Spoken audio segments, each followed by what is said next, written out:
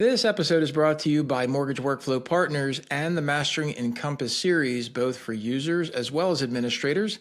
You can find out all the information about it over at masteringencompass.com. Also, if you'd like to check out what we're doing on YouTube, go ahead and subscribe to the channel using the @MasteringEncompass handle.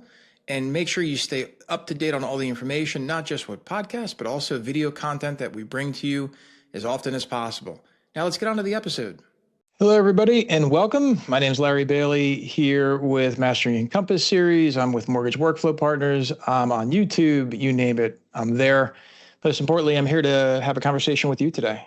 We are going to talk all about how to leverage native functionality in Encompass to truly automate your underwriting conditions, your underwriting department. We're going to go over all kinds of information, and what I expect you to really take away here at the end is to go back into your Encompass and to go back to the technology that you're using to really decide what it is that you're trying to accomplish with your automation, if you are doing that at all. So for those that are just joining, thanks very much for coming. We meet every Tuesday live here in the community in our new Teams platform. Hopefully it's been going well. I know some folks have been having trouble getting the link, but hopefully if you RSVP to the meeting, you get the link. That kind of a thing, and we'll get you in. For those that are listening on replay, thanks very much. We'd love to get you here live. That way, if you have any questions to ask, you can live. Otherwise, we'll go ahead and let people into the meeting here today. So show of hands, if you don't mind, for those that are here already. Show of hands, who is actually using some type of automation technology?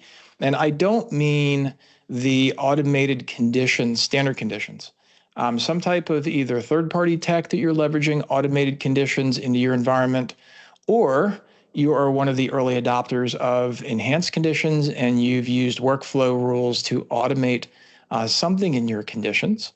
Anybody here done that yet? You can use the Teams function to raise your virtual hand, or you can throw in chat if you like, if you're doing it. Luba raised her hand, so I'm going to say there's one. and really what I wanted this entire experience to be, Kristen's doing it. That's awesome. The idea here is that you've never truly had the ability until now, really 2 months ago, really, but until now to truly automate your underwriting condition department or your underwriting department relative to their conditions, or updating those condition statuses specifically through workflow rules. So before we get there, I want to go ahead and share a screen here. I've done a good job as a host here, and I've prepped for a screen share. And what we've all kind of been used to over the last 20 years, give or take, is the ability to use what are considered automated conditions. Of course, if you use this at all, you know that all this does is present an automated condition set that, although it does take 4 clicks, it's still 4 clicks. It's not truly automated. You still have to rely upon your team members to remember to do this, and also not to ignore it. And that's been okay. What's happened as a result of this kind of technology, of course, is the onset of third-party technologies. And these third-party technologies have been fairly solid. Certainly no knock against them. It's just that I think their time is past due, truthfully. And so why do I say that? The reason why I say that you don't need third parties to automate your underwriting department is because you don't. One of the important things to remember about in underwriting is the data, right? And so if you've ever been, show of hands, who's ever been an underwriter? I'm going to show my hand like I was my company's only underwriter because it was my company.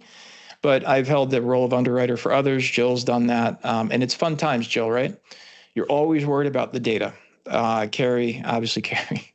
So for those that have done underwriting and have had to put your name on the dotted line, so to speak, of the transmittal or the approval letter to borrowers and their attorneys, you know how serious it is to make sure you get it right. And you know how important it is to make sure the data is reliable and that your documents in your e-folders are the same that you reviewed the first time when you go back subsequent times, especially for the clear to close.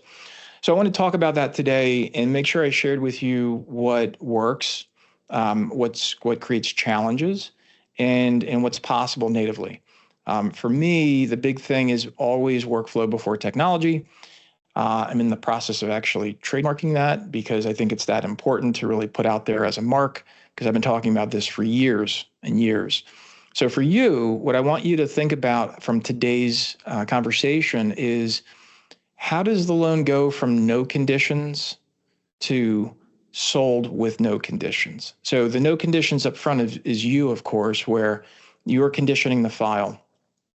The no conditions from being sold, of course, are post-closing conditions or investor STIPs, whatever you want to call them.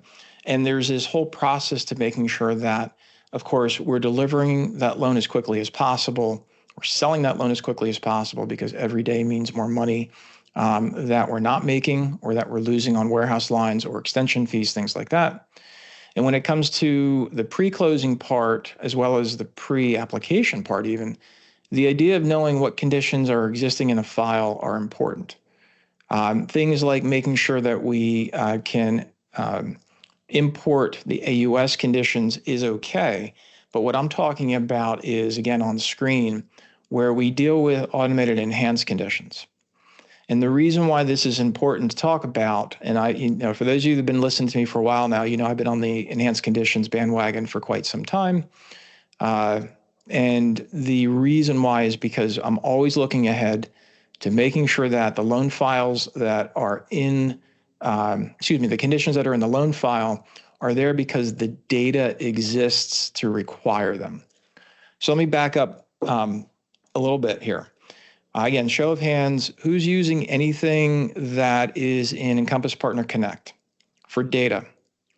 Now, you might be thinking, well, I use them for services. Yeah, you're using the services for the data. So flood, fraud, VOE, VOA, credit reports, appraisal. Those are all important ones that everybody's got to use, right? Are you using them in EPC is a better question. And if you're not yet, again, as I've been saying for quite some time, you need to get there, not just because it's a deadline for ICE that they're going to deprecate and sunset the SDK, right? We know that. The reason why is because you want the data. So when I get into workflow reviews with companies and I get into leveraging this conversation about automated underwriting, the first thing that I have to find out is, what's the reliability of data? In your underwriting teams, what typically happens today right now is, and I'll use the appraisal as a good example because it's easy. Title is another one that's close second, but the appraisal is the easiest one to pick on. The appraisal gets ordered. We get the appraisal back, right? And it's usually back in a PDF. Now, if you're using a company that has a tight EPC integration, you might get some additional data fields back. If you're not quite sure if that's happening or what your situation is, if you come over into your services, you can look at the data permissions here. And on the data permissions, you can look, and again, we'll use appraisal, and I'll pick on Regora. And so these are all the fields that are being written back. So if we go down, you can see these are just some, right? And the idea here is that this information has the capability to be written back into the loan file. Why is this important? No earlier than today, I met with somebody who runs post-closing, and every single file that closes, they need to go to the ULDD screen for both Fannie and Freddie, and they need to enter a plethora of information, including appraisal data. Now, that means that if they're entering that appraisal data, think about this, they're entering the appraisal data in ULDD screen post-closing pre-delivery to the GSEs. The reason why this is important is because that means that the underwriter is not seeing that data in the loan file, which means I don't have the ability to use these fancy workflow rules to automate information conditions into that loan file based upon the data that I see. So this is the web that I'm spinning for you, and with a wheel, whatever visualization you want to use. But this is the story that I'm really giving you here, is how you can automate your underwriting department is by making sure you've got the data, right? So If you go through your workflow, if you're not getting the data into the loan file from the source, that's your focus. That's one of the things I want you to take away from today is figuring out how to get the data from the source into the loan file. Now, most of you on here are administrators. So again, use the chat if you wouldn't mind, please. What is the business rule that you're going to use to protect the data once the data is in the loan file? What are you going to use? Now, hopefully, let's see if anybody gets this right. I'll give you 10 seconds, see who gets the first one in the chat, and we're going to wait for this. Persona access to fields. Luba wins because Luba always wins. Way to go, Luba. Carrie, thank you for pointing that out. So persona access to fields, right? And so how many times, and be real, how many times do you have a persona access to fields business rule in a field that the underwriters rely upon? It's usually not the case.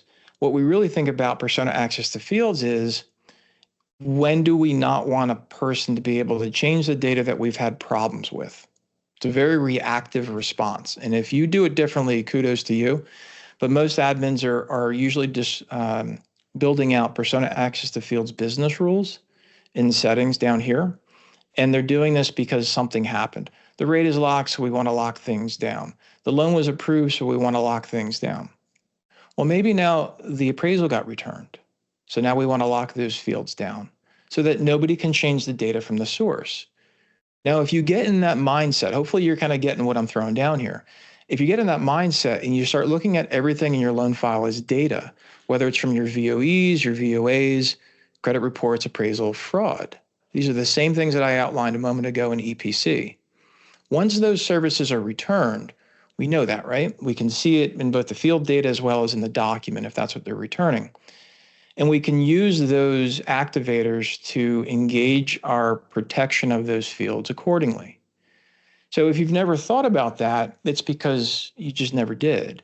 And the reason why I'm saying this is because going back to the appraisal document that I pointed out a moment ago as an easy one to pick on, if you go through your workflow, that appraisal is probably being reviewed at least 3 times, if not 4 times, by different people in your workflow.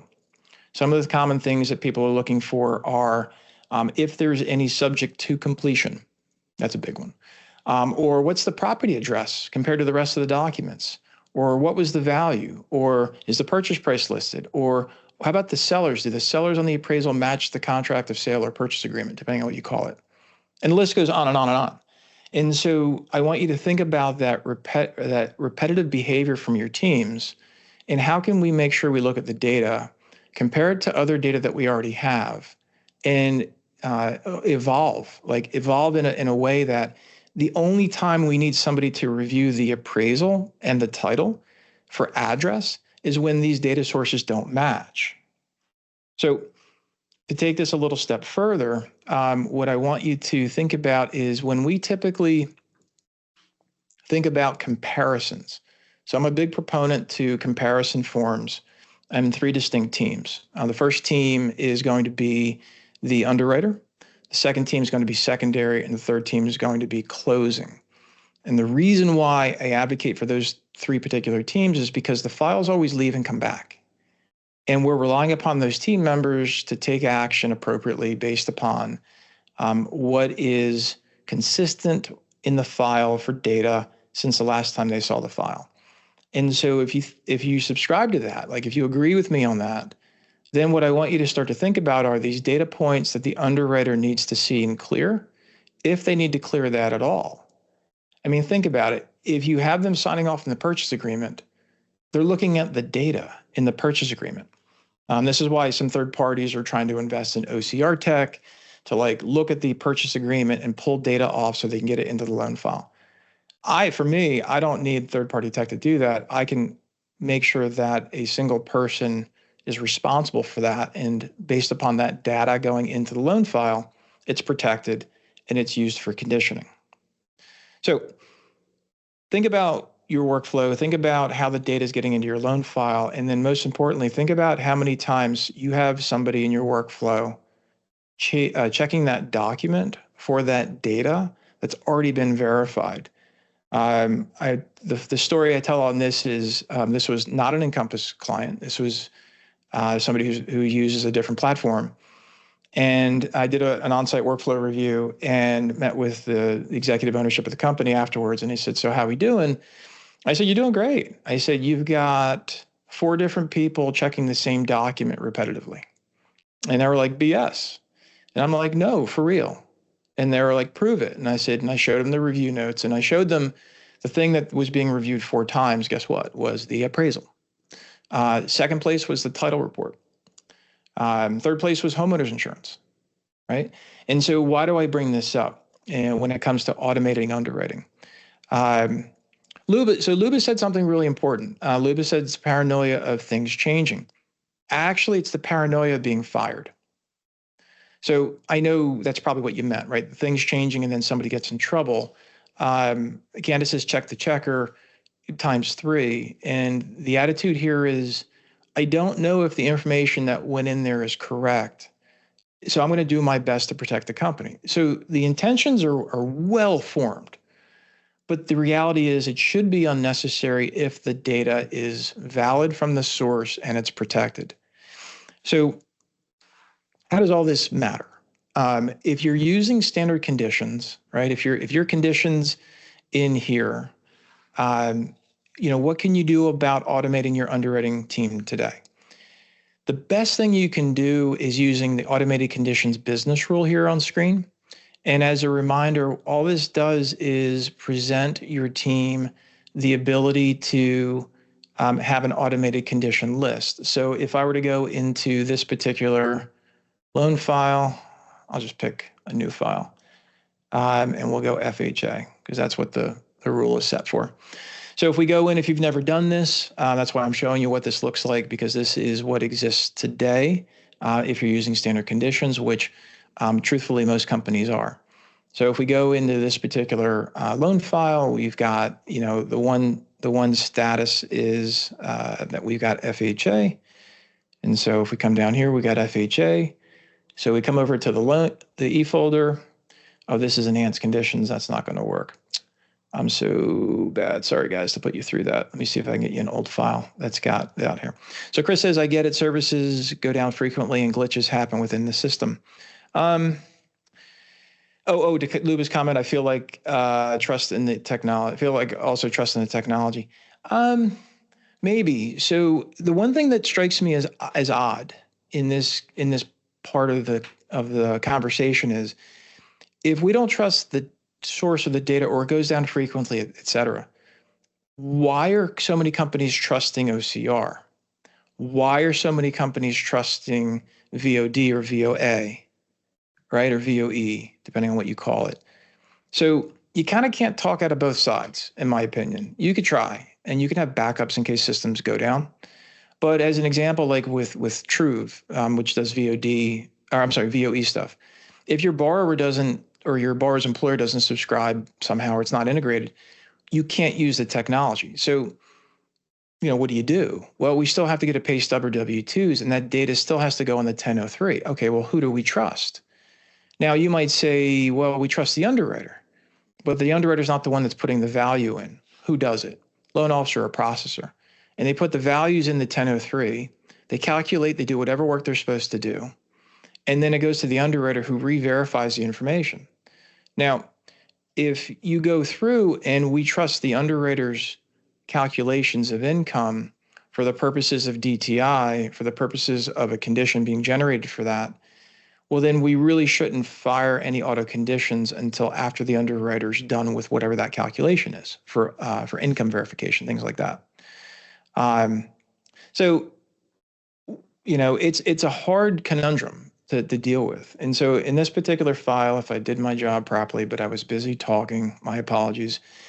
So if we come over here and verify this is an FHA loan, it is awesome. So we come over in here, and if you've seen this before, I'm sorry for boring you, but I just want to make sure everybody sees it. See this button down here? So that was 1 click, 2 clicks, 3 clicks, 4 clicks. Now, if your team is unchecking these, you need to train them to the part where if they continue to do that, they don't really need their job.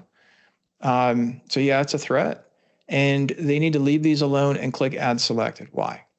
Because if they came in here and deleted these out because they go, I don't need them anymore, The next time they underwrite the file, and every time, if you're using this, please, every time the underwriter goes in, they should click 1, 2, 3, 4.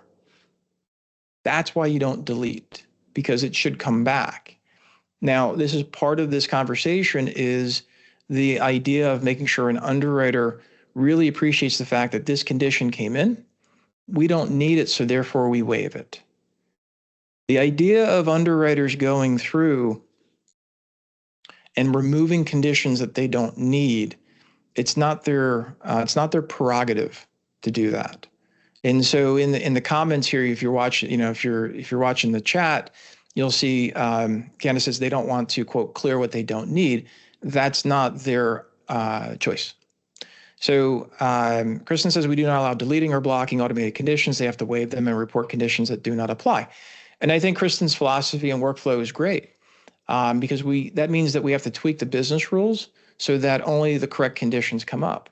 So how does this evolve? How does this go in? If you haven't had a chance to move to enhanced conditions yet, I get it, but you should work towards it. As I've said recently, you don't have to reconfigure your conditions to get to enhanced. You don't even have to create brand new condition types, although I've said that. You just need to get conditions over into enhanced sooner than later, because by doing that, what you're giving your company the ability to do is to come over here into workflow rules and fire enhanced conditions automatically 2 ways. The first way is to come in and do I have conditions in here? I don't, so let's go create them. You can select all kinds of triggering events. One of the things that is important to distinguish is there is a service order fulfilled option for a triggering event. I'm still a little bit iffy on that one. For me, I like field value modified, because in field value modifieds, I can pick standard, custom, or even virtual. And you guessed it, one of those virtual fields is a document being received. So if I know my service provider is returning a document, I can use that as a trigger for going to the next step. The next step, of course, is building a condition editor for the entire rule. Now, last week, somebody had a question about what's the difference between conditions here and conditions in the results. So if we wanted to add in to, where am I? I totally went by it, didn't I? Apply enhanced conditions, right? And we can do that a couple different times. So in this enhanced conditions, that was Angela. So in this enhanced condition, we can do just certain conditions, or we can do the whole radio button. And this whole radio button, as some insights, this whole radio button brings you right back to the business rules, and it brings you to the automated enhanced conditions section. So this guy is your pyramid. So think about this. This is your pyramid. This is like every condition that should always fire based upon what is happening. And quite honestly, it's probably going to be the same as this. So it's not like you have to reimagine anything. You can just go through and build your pyramid here. Whether and I always recommend building it bottom up, meaning all your conditions based upon everything, and then get narrow to the point with any specifics. But because that's all we ever had, right? But now you can actually, if you want, you can build all your base conditions here. So like for all FHAs or all wholesale or all whatever. And then you can get into your specifics in your workflow rules here where there's specifics. So Luba says, so like a set. Yeah, that's like a set, Luba, 100%. And instead of worrying about your teams applying a set, or even worse, picking a set, but then only choosing certain conditions of a set, you can just come in here and make their life a heck of a lot easier and give your file a better quality opportunity. What does that mean? We all know that files change throughout the process. So when you're doing this kind of a thing and you're leveraging workflow rules to fire that base, right? That big base, you can use these workflow rules based upon multiple triggering events to always be running. And that's something that is a little bit, it's not something you always think of, like when should we run automated conditions? Their answer is always. We should always run automated conditions anytime that things are happening, whether it's a field value being modified, a milestone being completed, a document being added, whatever. Those are the kinds of things that you can go through. Something else that's a little bit unique is when a condition is added. Now you might say, but Larry, why do we have automated conditions? Like, why would you focus in on when a condition is added? Because the reality is, if you've got a condition being added manually, where they're going in and adding it, there's probably a reason why that one doesn't exist in automation. Maybe you don't have the data point, or maybe it's something that is done as a workflow change. You can leverage conditions being added to cause a cascade of other conditions being added. So if your team is adding in something with condo, and you want to make sure all the other condo conditions are there, that's a good example. It'll automatically add for them. The underwriter, whoever's adding those conditions, doesn't need to remember.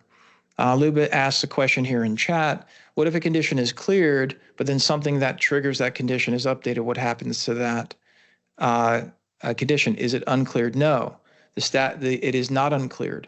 But you can actually, as a result, one of the things you can do is go ahead and update the enhanced condition tracking status. So if for some reason you had a file, and I don't know if this happens to anybody, but you had a file go to the table and it didn't close. Something changed. It's no longer closing. I've had situations where the file had to be reworked at the table. So what do you do with all those old conditions? Like, do you leave them cleared? Do you not leave them cleared? Like, what do you do? These are things that you can explore in your own workflow and figure out, but you can automatically update that. What I want to make sure you do as you're setting up these enhanced conditions, this is something some people forget. Make sure that in your enhanced condition, you go through and check this box. Conditions cannot be duplicated in a loan.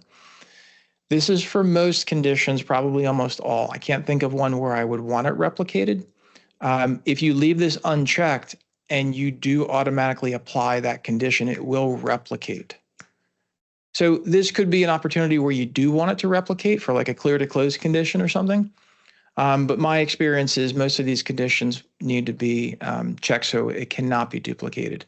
And this is the same kind of performance that you see with standard conditions with automation. They're not replicated. Here you just have a choice. All right, Candace adds, we had auto conditions on briefly, but lender, I guess that's LTC, Lender Toolkit, wanted it off mostly because duplicate conditions were being created. Should have taken the time to determine what conditions can be duplicated and which ones can't. Another project. Oh yeah, that's exactly what I talked about, Candace. Thanks for bringing that up. We apparently have. I'm such a nerd. So loan transaction coordinators. I see LTC. I guess that'd be LTK. I'm just not with it. Loan transaction coordinators. Nothing to do with Lender Toolkit. Sorry, Lender Toolkit. We apparently have a few. They want to duplicate it, but we don't have the time to turn those off. Yeah. So you're definitely going to want to understand which ones can be duplicated and which ones can't for your enhanced conditions. So definitely something to investigate. If anybody, by the way, if anybody needs, like if you can't get these conditions out of your Encompass, I can give you the button form click code that you can put on your own custom input form to export all these conditions out into an Excel sheet. If you need that, just ask. Luba asks, what's the purpose of internal and external IDs? Is that for reporting? And enhanced conditions, you mean, right? So this is a way for you to organize your conditions. It does not go outside of Encompass, but when you go into an enhanced condition, see if I can do this quickly. So when you go into an enhanced conditions, one of the cool things about enhanced conditions is if you are managing them manually, and you go to add one, you can do a search.